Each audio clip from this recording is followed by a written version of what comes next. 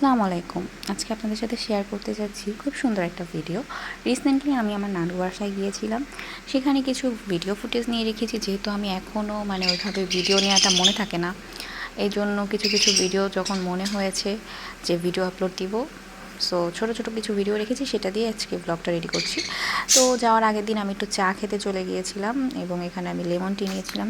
চাটা অসাধারণ ছিল, সাথে ছিল চিকেন সিঙ্গারা, যদিও চিকেনের পরিমাণটা ভালোই ছিল, চলে আর কি।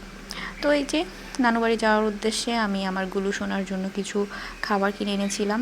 যদি আমি বাইরে যাই এবং সে যখন আমাকে বাসায় দেখে না, সে অনেক ক্র্যাঙ্কি হয়ে থাকে, তো ওর জন্য কিছু আনলেও খুশি হয়ে যায়। আর কোনো ভিডিও ফুটেজ নেওয়া হয়নি। এটা হচ্ছে যেদিন যাবো দিন সকালবেলা আমি সব কিছু একদম রেডি করে নিয়েছিলাম, সাজুগুজুর জিনিস, ড্রেস, এবং আমি কমফোর্টেবলের মধ্যে একটা ড্রেস চুজ করি। আর যেটা হয় আর কি, বের হওয়ার সময় কোনো ভিডিও ফুটেজ নিইনি। সো আমি একবারে ট্রেনে উঠে একটু দেখছিলাম আমাকে আসলে কেমন লাগছে। রেডি হয়ে ভালোভাবে একটু নিজেকে আয়নায় দেখারও টাইম পাই নাই। তো বাসা থেকে আমি ব্রেকফাস্ট করে বের হয়েছিলাম। লং জার্নিতে আমি যাওয়ার আগে একটু ভাত খেয়ে যাওয়া মনে করি যে আমার শরীরের জন্য ভালো, আমি আর জার্নিটা ভালো হবে।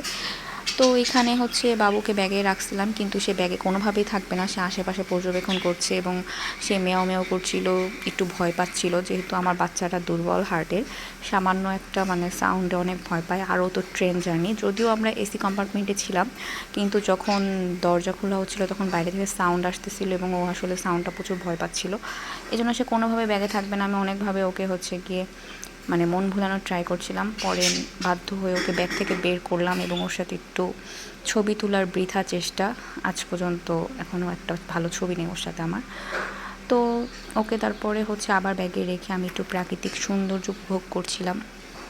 অনেক দিন পর আমি নানু বাড়িতে যাচ্ছি, তো সেটাই আর কি মনে ভাবছিলাম যে কী করব, বাট যা ভাবছি তার কিছুই করা হয়নি, নাথিং। জাস্ট ছিলাম বাড়ির মধ্যে, ঘুমাইছি, খাইছি, দাইছি। তারপরে এই যে একটা রং চা নিয়ে নিলাম, এবং চা নিয়ে ঢং করা তো মাস্ট, ম্যান্ডেটরি। আমি জানি পথে খালি চার উপরেই ছিলাম, আর আমার গুল্লু সোনা এত জ্বালাইছে, ও খুব জ্বালাতন করছে। তারপরে ওকে সিটের মাঝখানে বসাই দিলাম, আর ও এত পরিমাণ বিরক্ত করতেছিল। আমি নাস্তা করবো, একটু খাবো, সেই টাইমটুকু পাচ্ছিলাম না। তারপর আমার আম্মুকে সিট থেকে উঠাই দিয়ে ওকে একটা সিট দিলাম। সে যেখানেই যাক না কেন তার বসার জন্য আলাদা স্পেস লাগবে। তারপরে সে জ্বালাতন বন্ধ করছে, আলহামদুলিল্লাহ সে এই সিটে বসেছিল। এবং ট্রেনের সবাই অনেক ওর সাথে এসে কথা বলছে, ছবি তুলছে। তারপরে ওকে নিচে নামাই দিছিলাম। পরে ট্রেনের টিটি বললো যে নিচে অনেক ময়লা, ওকে নিচে না নামাইতে, যদিও আমি ওকে আগের দিনই গোসল দিয়েছিলাম। তারপরে আবার ওকে সিটের মাঝখানে বসাই দিছি। আর যেহেতু এসি কম্পার্টমেন্ট, অনেক ঠান্ডা লাগছিল, পরে ওকে আমি আমার ওড়না দিয়ে ঢেকে দিলাম। আর ও নামার আগ দিয়ে 2 ঘন্টা যে ঘুম দেওয়ার দিছে, বাবারে বাবা। আর এখানে ও বাইরে দেখছিল যে এসি না, যে দরজা খুললে 2 ট্রেনের মাঝখানে যে জায়গাটা নড়ে ট্রেন চললে, ওই জায়গাটাই দেখতেছিল। এবং দেখতে দেখতে ফাইনালি আমরা আলমডাঙ্গা চলে আসলাম। আলমডাঙ্গা ক্রস করার পর আমিও বাবুর সাথে এই সিটে একটু শুয়েছিলাম।